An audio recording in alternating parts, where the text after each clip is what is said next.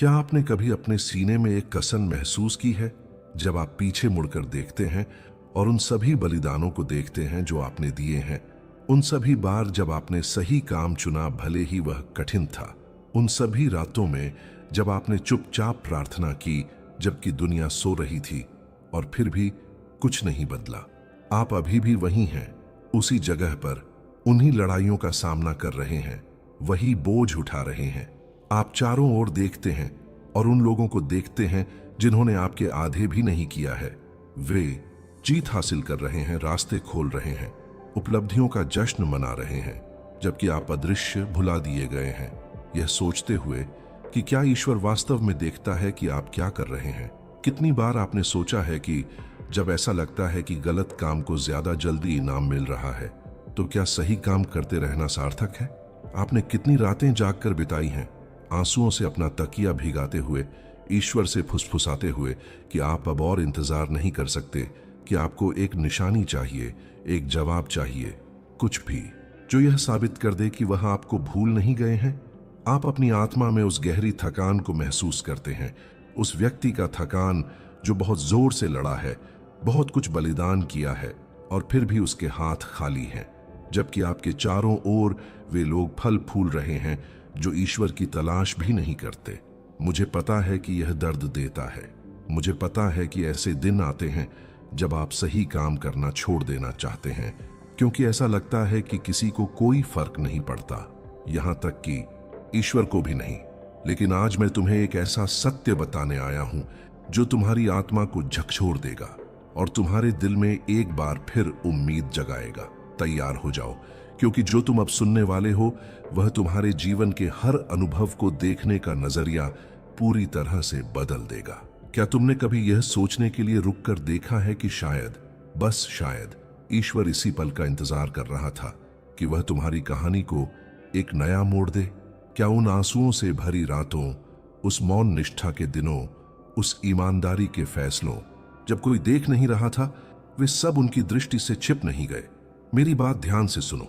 एक आध्यात्मिक सिद्धांत है जिसे ज्यादातर लोग नहीं समझते, और यही अज्ञानता उन्हें निराशा और हताशा के चक्र में फंसाए रखती है।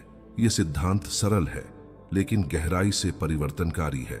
ईश्वर आपके समय पर नहीं बल्कि अपने पूर्ण समय पर काम करते हैं, और जब उनकी निष्ठा का इनाम देने, आपके धैर्य का सम्मान करने और आपके गुप्त रूप से बोए गए बीज को कई गुना बढ़ाने का समय आता है, तो उसे कोई भी चीज और कोई भी व्यक्ति रोक नहीं सकता।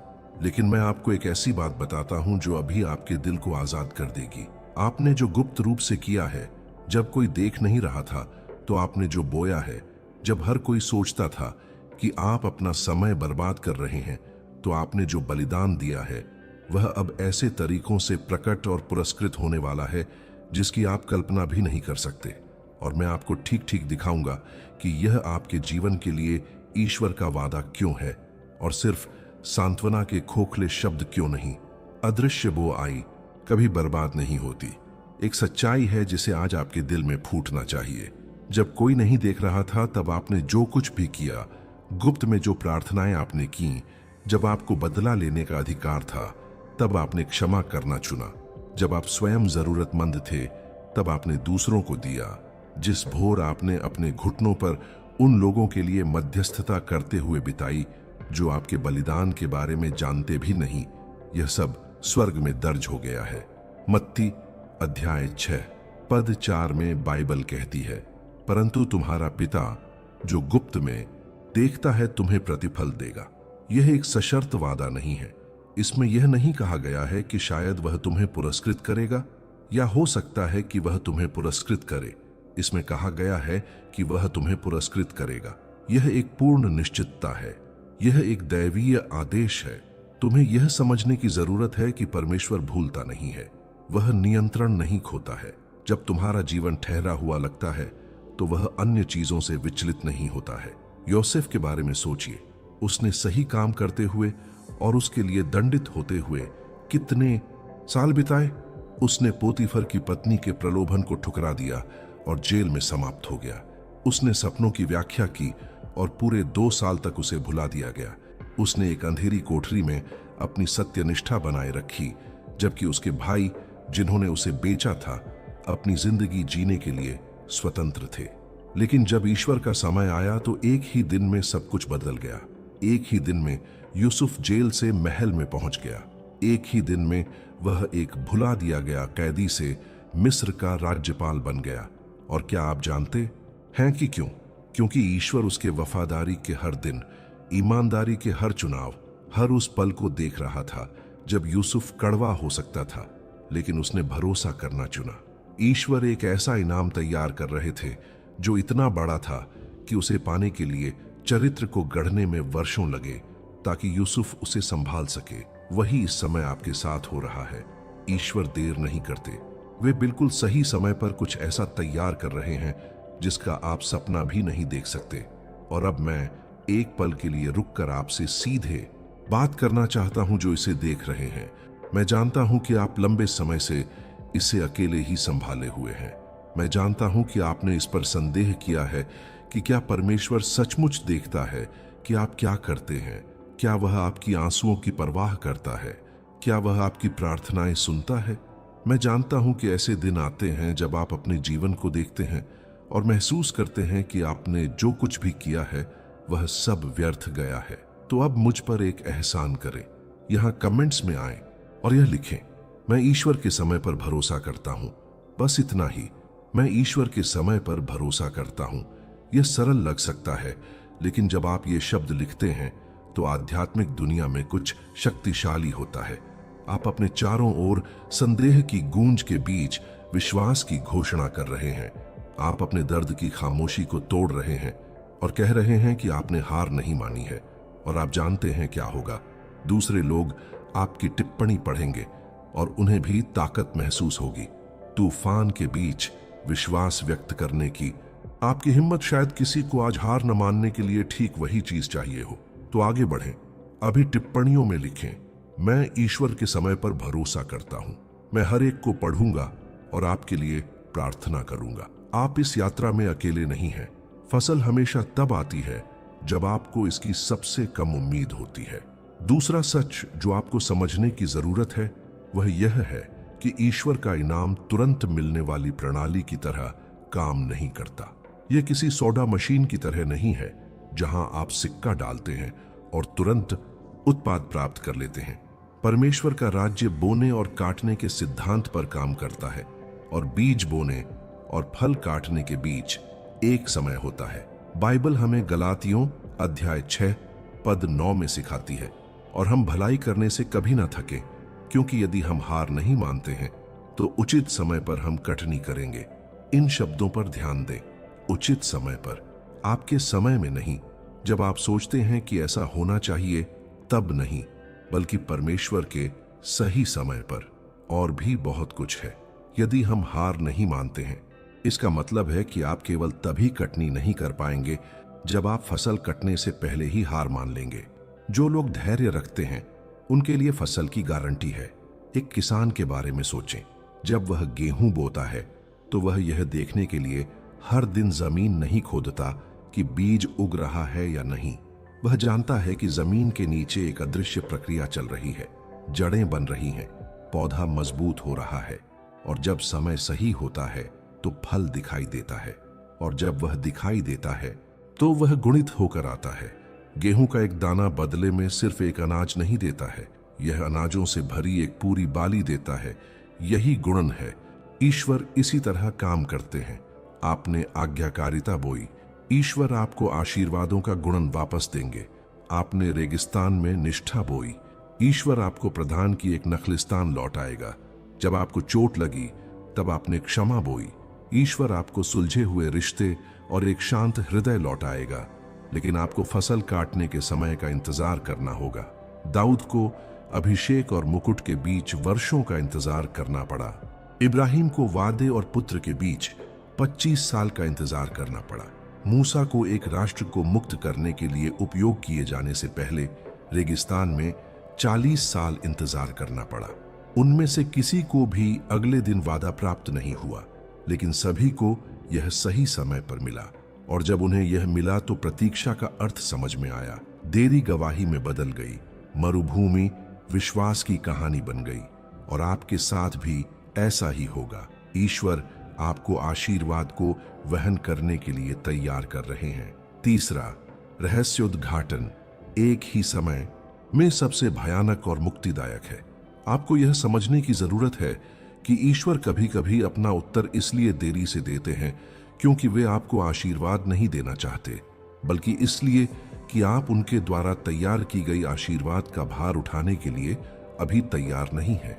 नीति वचन अध्याय 10 श्लोक 22 में कहा गया है, यहोवा का आशीर्वाद धन देता है और उसके साथ कोई क्लेश नहीं जोड़ता। इसका मतलब है कि जब ईश्वर आपको सही समय पर आशीर्वाद देते हैं तो वह आशीर्वाद आपको नष्ट नहीं करता, यह आपको मजबूत बनाता है। लेकिन अगर यह समय से पहले आ जाए तो यह आपको नष्ट कर सकता है। साउल को देखो, उसे राजा के रूप में अभिषेक किया गया था, लेकिन उसमें ताज को बनाए रखने का चरित्र नहीं था, और क्या हुआ, वह सब कुछ खो बैठा।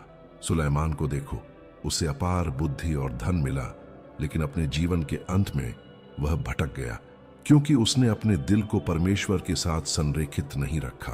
अब दाऊद को देखो, वह सालों के उत्पीड़न, गुफाओं, भागने के अनुभवों से गुजरा। ऐसे क्षण आए जब वह साउल को मारकर जबरदस्ती सिंहासन पर कब्जा कर सकता था, लेकिन उसने इंतजार करना चुना, और जब परमेश्वर ने अंततः उसे सिंहासन पर बिठाया तो वह तैयार था। उसने परमेश्वर पर भरोसा करना सीख लिया था, उसने नम्रता सीख ली थी, उसने यह सीख लिया था कि सिंहासन उसके बारे में नहीं बल्कि परमेश्वर के उद्देश्य के बारे में था। आप अभी तैयार किए जा रहे हैं। हर आंसू आपके चरित्र को मजबूत कर रहा है। हर परीक्षा उन क्षेत्रों को उजागर कर रही है जिन्हें समायोजित करने की आवश्यकता है। प्रतीक्षा का हर दिन आपको अपनी रणनीतियों की तुलना में ईश्वर पर अधिक भरोसा करना सिखा रहा है, और जब आपका समय अंततः आएगा तो आप केवल आशीर्वाद प्राप्त नहीं करेंगे, आप जानेंगे कि इसे कैसे बनाए रखें, इसे कैसे प्रबंधित करें और इसका उपयोग ईश्वर की महिमा के लिए कैसे करें, न कि अपनी ही विनाश के लिए। तैयारी के समय को तुच्छ न समझें। परमेश्वर आपके भीतर उस व्यक्ति का स्वरूप तराश रहे हैं जो रास्ते में खोए बिना असाधारण को वहन कर सकता है। और यदि यह वचन अभी आपके हृदय को गहराई से छू रहा है, यदि आप महसूस कर रहे हैं कि पवित्र आत्मा आपके भीतर इन सच्चाइयों की पुष्टि कर रहा है, तो मैं आपसे कुछ पूछना चाहता हूं। अभी इस वीडियो पर अपना लाइक छोड़ें। यह सिर्फ चैनल के लिए समर्थन का एक इशारा नहीं है, यह उससे कहीं ज्यादा है। जब आप लाइक पर क्लिक करते हैं तो आप इस संदेश के लिए आमीन कह रहे होते हैं। आप आध्यात्मिक दुनिया में इस बात से सहमत हो रहे होते हैं कि परमेश्वर आपके जीवन के बारे में क्या कह रहे हैं, और आप इस सत्य को उन अन्य लोगों तक पहुंचने दे रहे होते हैं जिन्हें आज ठीक यही सुनने की जरूरत है। वे लोग जो हार मानने से बस एक कदम दूर हैं, जिन्हें यह याद दिलाने की जरूरत है कि परमेश्वर उन्हें भूल नहीं गए हैं। तो आगे बढ़ें, अपना लाइक दें, इस आशा और विश्वास की उस लहर का हिस्सा बने जो अभी हो रही है। ईश्वर का कल कैलेंडर का कल नहीं है। चौथा, सत्य आपको चकित कर देगा।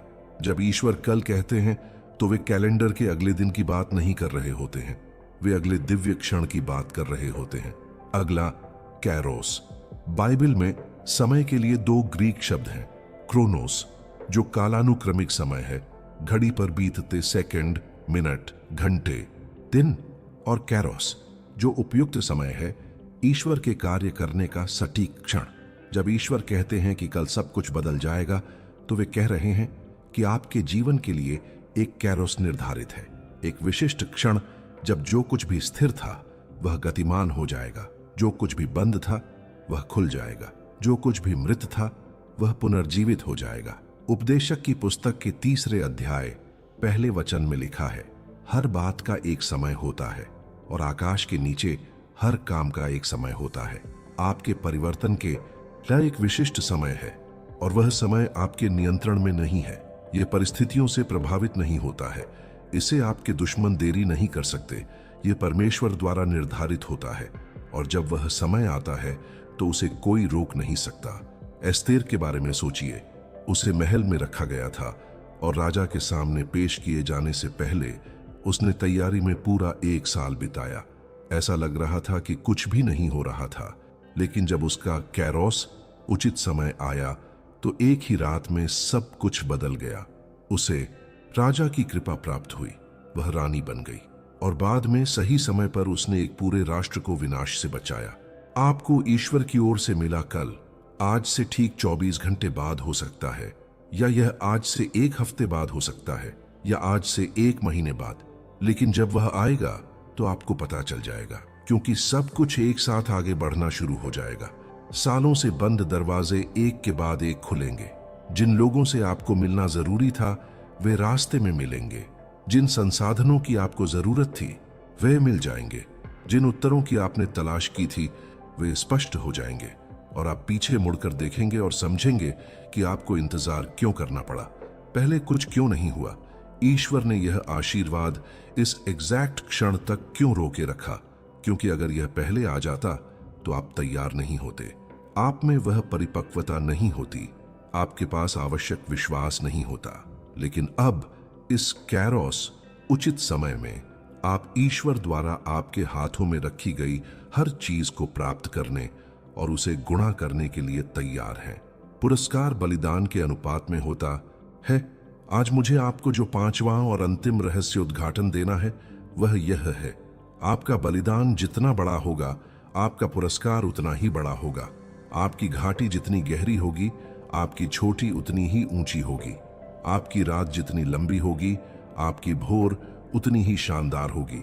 ईश्वर न्यायी है, वह आपके काम और उसके नाम के प्रति आपके दिखाए गए प्रेम को नहीं भूलता। जैसा कि इब्रानियों अध्याय 6 पद 10 में लिखा है, वह हर आंसू देखता है, वह हर प्रार्थना को गिनता है, वह आज्ञाकारिता के हर कार्य को दर्ज करता है, और जब वह पुरस्कृत करता है तो वह औसत दर्जे के तरीके से पुरस्कृत नहीं करता है, वह प्रचुर मात्रा में पुरस्कृत करता है।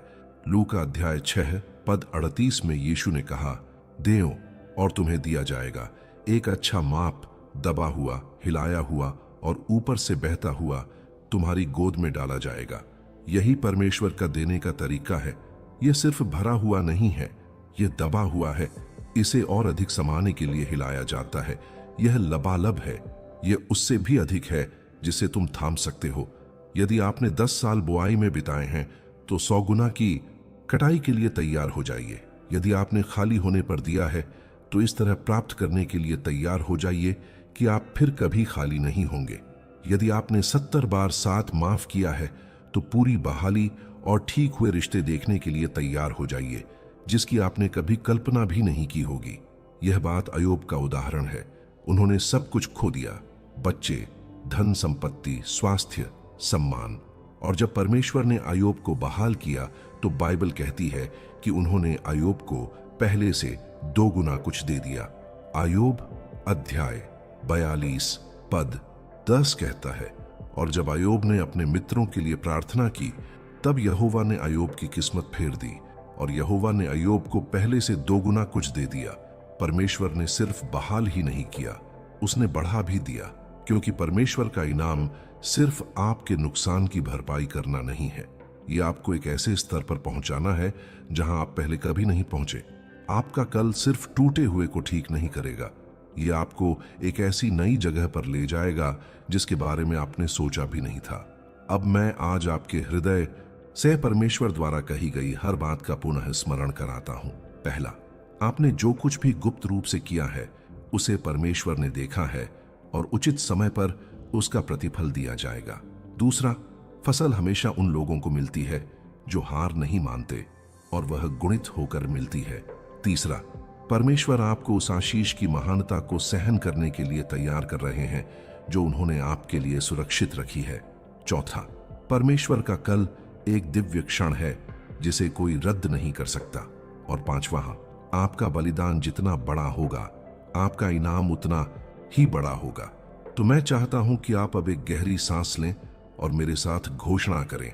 अगर आप अकेले हैं तो इसे जोर से कहें, या अगर आप सार्वजनिक रूप से हैं तो मन ही मन कहें, मुझे विश्वास है कि परमेश्वर मुझे नहीं भूले हैं। मुझे विश्वास है कि मेरी फसल काटने का समय आ रहा है।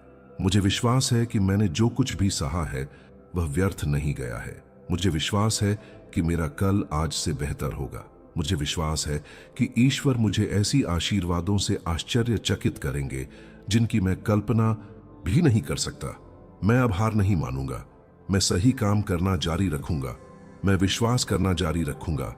मैं इंतजार करना जारी रखूंगा, क्योंकि मुझे पता है कि मेरा इनाम आने वाला है, और जब वह आएगा तो वह हर आंसू, हर प्रार्थना, हर बेसुई रात के लायक होगा। प्रभु आप पर कृपा करें और आपकी रक्षा करें। वह आप पर अपना चेहरा प्रकट करे और आपको शांति दे। और अब से आप अपने जीवन में ईश्वर के कल के आने के संकेत देखना शुरू करें। और जाने से पहले मैं आपको एक विशेष निमंत्रण देना चाहता हूं। इस चैनल को सब्सक्राइब करें और नोटिफिकेशन चालू करें। क्या आप जानते हैं क्यों? क्योंकि यह सिर्फ एक और YouTube चैनल नहीं है। यह एक ऐसी जगह है जहां आपके जैसे लोग जो इंतजार से थक चुके हैं, जो खुद को भुला हुआ महसूस करते हैं, जो अपने दिलों में वादे संजोए हुए हैं लेकिन अभी तक कुछ भी होते हुए नहीं देखा है, उन्हें जीवन, शक्ति और सच्ची आशा के शब्द मिलते हैं। हर हफ्ते मैं ऐसे संदेश लाता हूं जो आपके विश्वास को फिर से जगाएंगे, जो आपको याद दिलाएंगे कि परमेश्वर कौन है और उन्होंने आपसे क्या वादा किया है। ऐसे संदेश जो आपको आधे रास्ते में हार न मानने में मदद करेंगे। ऐसे संदेश जो आपको उस कल के लिए तैयार करेंगे जिसे परमेश्वर आपके जीवन में प्रकट करने वाले हैं। ईश्वर का आपके लिए एक बहुत बड़ा उद्देश्य है और मैं इस खोज और परिवर्तन की यात्रा में आपके साथ चलना चाहता हूं। तो अभी साइन अप करें, क्योंकि वह वचन जो आपकी कहानी को पूरी तरह से बदल देगा अगली वीडियो में हो सकता है। प्रभु आपको सामर्थ्यपूर्वक आशीष दें। जल्द मिलते हैं।